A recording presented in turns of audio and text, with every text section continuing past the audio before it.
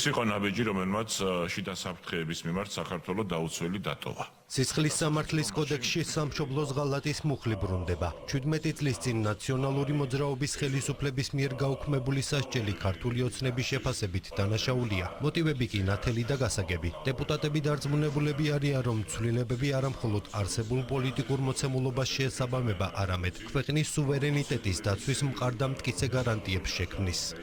ეს საკითხი, რომელსაც ჩვენ განვიხილავთ, ცდება უბრალოდ სამართლებრივ ცვლილებებს, ეს არ არის მხოლოდ მუხლის დამატება სისხლის სამართლის კოდექსში, ეს არის სახელმწიფოს ფუნდამენტური დაცვის საკითხი. სამშობლოს ღალატი არ არის მხოლოდ ერთი ადამიანის დანაშაული, ეს არის ზიანი, რომელიც მთელ საზოგადოებას ადგება. სახელმწიფო მაშინ თვითდაცვის სამართლებრივი ინსტრუმენტები დაკარგა, ამიტომ ამბობთ, რომ ეს არ იყო მხოლოდ შეცდომა, ეს იყო გამიზნული დანაშაული ჩადენილი სახელმწიფოს წინააღმდეგ. როცა ეს მუხლი ამოიღეს, იქ განმარტებული იყო, რომ თითქოს ეს მხოლოდ განმარტებითი ხასიათის იყო და ამიტომ ეს მუხლი უნდა ამოღებულიყო, თუმცა გარდა იმისა, რომ ამას ჰქონდა უდიდესი სიმბოლური და იდეოლოგიური დატვირთვა ამ შემთხვევაში, აქვე იყო პრეზიდენტის ინსტიტუტთან მიმართებაში და ამ შემთხვევაში პრეზიდენტ მიხეილ სააკაშვილთან მიმართებაში, მათ შორის იმპიჩმენტის, ანუ პასუხისმგებლობის საფუძველი.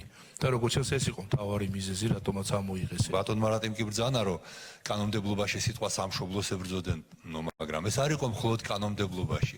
ძალიან ბევრი სატელევიზიო ეთერი შეგვიძლია მონახოთ, სადაც ნაციონალური მოძრაობის წევრები, მათი NGO-ები თუ მათი მეხოთბე ჟურნალისტები მთელი დებატები ჰქონდათ, როგორ არასწორია ტერმინი სამშობლოს ხსენება და როგორ უნდა გავაქროთ ეს საერთოდ. იურიდიულ საკითხთა კომიტეტზე სისხლის სამართლის კოდექსში ცვლილებები კანონმდებლებმა პირველი მოსმენით განიხილეს. მართველი პარტიის დეპუტატების ინიციატივით კოდექსს 307 პრიმა მუხლი ემატება. მუხლი კონკრეტულ პასუხისმგებლობას არ ითვალისწინებს, თუმცა გაწერილია ის დანაშაულები, რომელიც სამშობლოს ღალატად ჩაითვლება. საქართველოს მოქალაქე, რომელიც ჯაშუშობს სხვა მტრული ქვეყნის სასარგებლოდ, მტრული ძალის სასარგებლოდ, დიახ, უნდა იყოს სამშობლოს მოღალატე. ეს არის კლასიკური მაგალითი იმისა, როგორ უნდა ითანამშრომლოს ერთმანეთთან მმართველმა გუნდმა და საპარლამენტო ოპოზიციამ. ზოგადად ოპოზიცია კი არ უნდა იყოს დაკავებული იმით, რომ როგორმე ქვეყნის განვითარებას ხელი შეუშალოს, ან გააშაოს ეს ჩვენი ქვეყანა, არა, უნდა იჯდეს აქ და უნდა ჰქონდეს ისეთი ინიციატივები, რომელიც ჩვენს ქვეყანას, ჩვენს სამშობლოს მოემსახურება.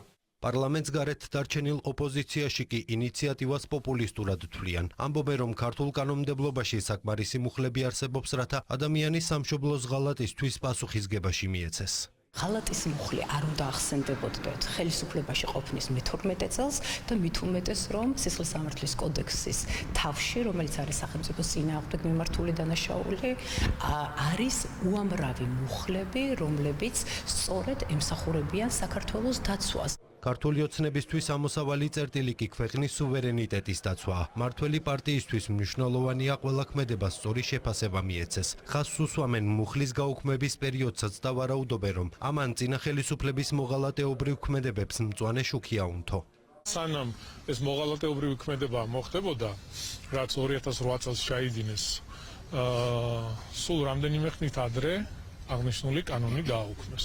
წარმოგიდგენიათ უკვე რა ფიქრები ჰქონდათ და რა ნაბიჯებს დგავდნენ. შესაბამისად აღნიშნული კანონის აღდგენა მნიშვნელოვანია და მნიშვნელოვანია თუნდაც დაუბრუნდეთ 2008 წლის ომს, მოხდეს გამოძიება. არც ერთი პატრიოტი ქართველისთვის კითხვის ნიშნის ქვეშ არ უნდა იდგეს, რატომ არის მნიშვნელოვანი, რომ სისხლის სამართლის კოდექსში იყოს სამშობლოს ღალატის მუხლი.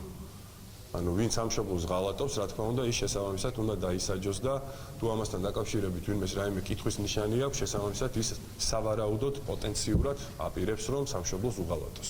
სისხლის სამართლის კოდექსში ცვლილებებს იურიდიულ საკითხთა კომიტეტმა მხარი დაუჭირა. საკანონმდებლო ინიციატივას პირველი მოსმენით პლენარულ სხდომაზე მიმდინარე სასესიო კვირაში განიხილავენ.